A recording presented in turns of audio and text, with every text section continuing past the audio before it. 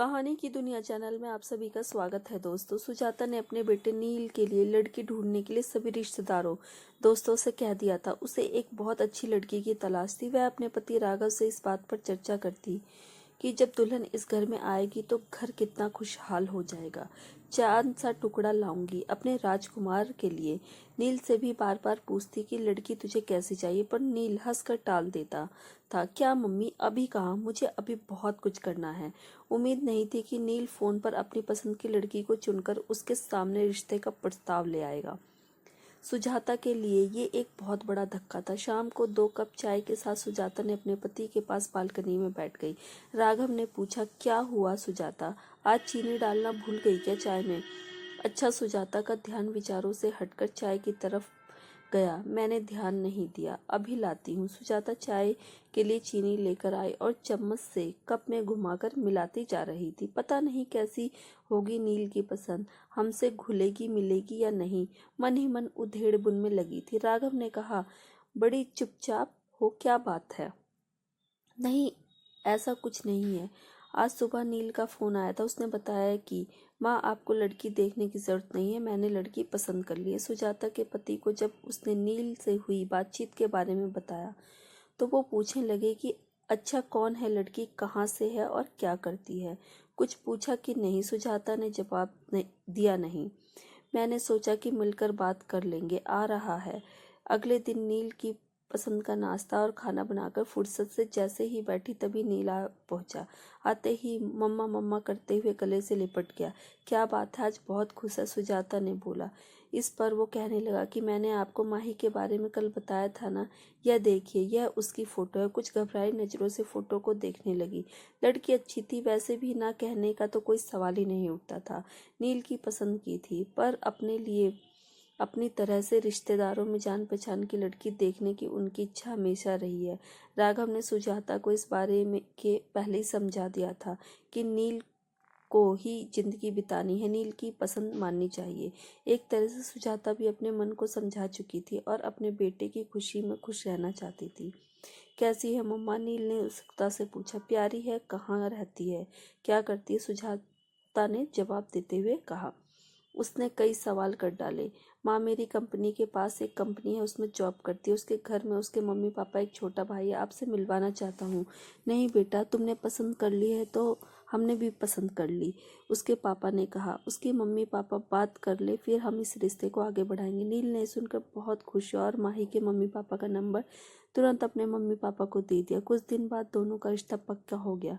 माही सांवले रंग रूप की थी। हाँ, आंखें जरूर बड़ी थी, लेकिन उसे देखकर सुजाता को लगा कि मैं तो इससे अच्छी ढूंढ कर लाती। गोरी चिट्टी, पर मन महसूस कर रह गई। सगाई धूमधाम से हुई, शादी भी हो गई, पर सुजाता को चिंता थी कि कोई मेहमान बहू के सांवले रंग पे कुछ बोल न दे। लेकिन उसने देखा माही के चेहरे पर एक मुस्कान रहती थी। दुल्हन थी माही, फिर भी सबका ध्यान रख रही थी। आपने पानी लिया, कुछ खाया? सब रिश्तेदार तारीफ करते थक नहीं रहे थे, पर माही ज्यादा बोलती नहीं थी। शायद उसकी आदत ही ऐसी थी, कम बोलना। सुजाता को माही से ज्यादा बातें करने का समय नहीं मिल पाया। पहले मेहमान रहे, फिर वह हनीमून पर चले गए। वहां से लौट के आए तो दोनों की छुट्टियां खत्म हो गई थी। अब दोनों दिल्ली लौट गए। नील ने 2 कमरे का एक मकान किराए पर लिया हुआ था। माही और वह दोनों साथ ही निकलते थे। दोनों की कंपनी आसपास थी। फोन पर थोड़ी बहुत बात हो जाया करती थी, क्योंकि सुजाता को हमेशा राघव से माही की ही बात करनी होती थी। वह हमेशा कहती, शायद हमें पसंद नहीं करती। सुजाता को शिकायत होती कि वे दोनों घर नहीं आते। इस पर उसके पति राघव उसे समझा देते कि उनको छुट्टी नहीं मिल पा रही होगी। अभी शादी पर ली थी छुट्टी, कितनी सारी छुट्टी। पर सुजाता के मन में एक डर था, बिना जान पहचान की शादी हुई है। माही के कम बोलने की आदत की वजह से सुजाता और माही शादी होने के बावजूद भी एक दूसरे से ज्यादा करीब से नहीं जान पाए थे। एक दिन नील ने फोन किया और कहा, आप और पापा कुछ दिनों के लिए आ जाओ। हम दोनों को छुट्टी नहीं मिल पा रही है, लेकिन आप लोग यहाँ आ जाइए, साथ मिलकर रहेंगे। सुजाता ने बहुत आनाकानी करते हुए मना किया। नहीं, अभी नहीं, फिर कभी। लेकिन नील मानने को तैयार नहीं था। अच्छा, तेरे पापा से पूछकर बताऊंगी। राघव के हाँ कहने पर सुजाता की खुशी बढ़ गई और उसने एक लिस्ट तैयार की कि क्या क्या राघव के साथ बाजार जाकर नील की पसंद का लेगी। माही की भी खाने पीने की पसंद उसे पता चल चुकी थी, इसलिए उसने लड्डू, पंजीरी और घर का काफ़ी सामान लिया था और बाजार से उसके लिए शर्ट और सूट खरीद लाई। पहली बार बेटे बहू के पास जा रही है रहने के लिए। राघव और सुजाता टैक्सी करके दिल्ली पहुंच गए। सुजाता सोचने लगी, माही ऑफिस होगी, छुट्टी तो ली नहीं होगी। दरवाजे पर ताला नहीं था। सुजाता को अच्छा महसूस हुआ। डोरबेल बजाते ही माही ने पैर छुआ और नाश्ता और चाय लेकर आए। माही ने कहा कि आप नहा धोकर कपड़े बदल लीजिए, मैं थोड़ी देर में खाना लाती हूँ। सामने नया टॉवल रख दिया था। ये देखकर राघव मुस्कुराए। थोड़ी टेढ़ी निगाहों से सुजाता थोड़ी सी मुस्कुराहट के साथ नजरें नीची करके नाश्ता करने लगी। बहू कितनी समझदार है। राघव के ये कहने पर सुजाता कुछ नहीं बोली। कहती भी क्या, शाम को जब नील आया तो खुशी से मिले। सुजाता सामान दिखाने लग गई। सब खुश थे। नील, सुजाता और राघव बातें कर रहे थे। माही अपने इधर उधर के काम समेटने में लगी थी, बस एक छोटी सी मुस्कुराहट लिए। रात का खाना बाहर से ही ऑर्डर किया गया तो सबने मिलकर खाना खाया। खा पी कर सब सोने चले गए। माही ने दो चादर, एक जग पानी और ग्लास सब रख दिया। सुजाता को मन ही मन खुशी हो रही थी। जैसा उसने सोचा था माही वैसी ही है, घर को घर समझने वाली। अगले दिन ऑफिस था। नील बताता था कि दोनों कॉर्नफ्लेक्स खाकर जाते हैं। सुजाता ने सोचा कि उन्हें कंपनी में मिल जाता होगा खाना, इसलिए ज़्यादा कुछ नहीं खाकर जाते। उसने सोचा कि क्यों ना मैं अपने राघव के लिए कुछ बना लूं। तभी माही की आवाज़ से उसका ध्यान टूटा।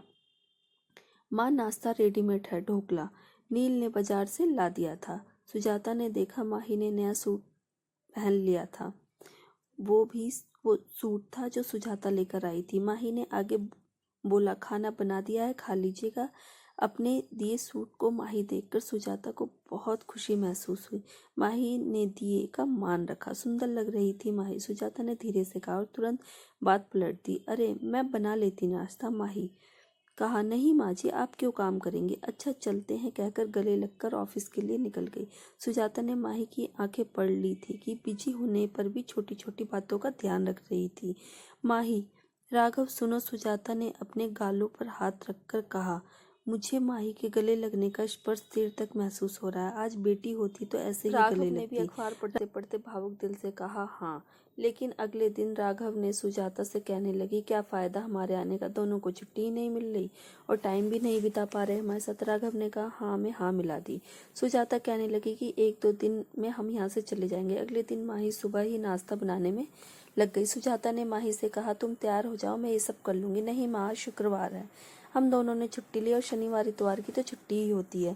हमारी 3 दिन आपको शहर घुमा देंगे। मन ही मन सुजाता मुस्कुरा रही थी कि बेटे बहू के साथ पूरा दिन बिताएंगे। चारों घूमने निकल के जहाँ भी संभल कर चलना होता तो माही तुरंत सुजाता का हाथ पकड़ लेती। 3 दिन पता ही नहीं चले।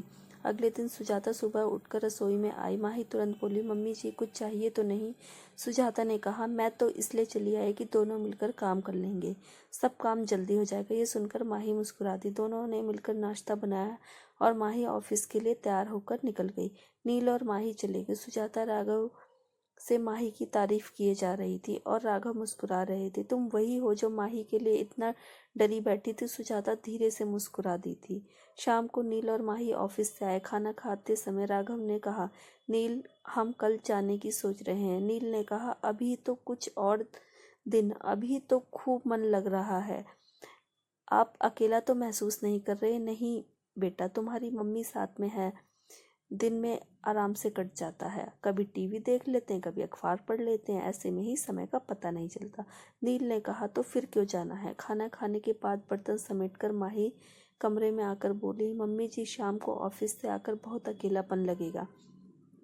आप दोनों के आने से रौनक बढ़ गई है, थोड़े दिन और रुक जाइए, या मैं तो कहती हूँ कि आप हमारे साथ ही रहिए। वैसे भी अब पापा जी तो रिटायर हो गए हैं, कोई काम नहीं है। आप दोनों का ध्यान हम पास में रहकर ज़्यादा अच्छे से रख पाएंगे। जो माही बोलती नहीं थी, आज वो इतनी बड़ी बड़ी बातें कर रही थी। राघव और सुजाता एक दूसरे को देखकर मुस्कुरा रहे थे। सुजाता ने माही के पास आकर उसका हाथ अपने हाथों में ले लिया। कहने लगी कि इतना ध्यान रखती हो तुम सबका। नील बड़ा किस्मत वाला है जो हमें एक अच्छी बहू मिली। इतनी अच्छी तो मैं भी नहीं ढूंढ पाती। ये सुनकर माही सुजाता के गले लग गई। माही बोली, मम्मी जी मैं भी किस्मत वाली हूँ जो मुझे ऐसा परिवार मिला। प्यार और अकेलेपन की वजह से दिल की बात दिल तक पहुँच गई थी। आजकल दोनों के रिश्ते में बदलाव आया। समझदारी और प्यार से रिश्ते मजबूत होते हैं। आज की कहानी आपको कैसी लगी दोस्तों? कृपया अपनी प्रतिक्रिया अवश्य दें। आपके अनमोल विचारों और सुझावों का इंतजार रहेगा। वीडियो अच्छी लगी तो लाइक करें, वीडियो को ज़्यादा से ज़्यादा शेयर करें। अगर आप चैनल पर नए हैं तो चैनल को सब्सक्राइब कर लें। दोस्तों, आपका एक सब्सक्राइब हमारे लिए सराहनीय है। हर हर महादेव दोस्तों।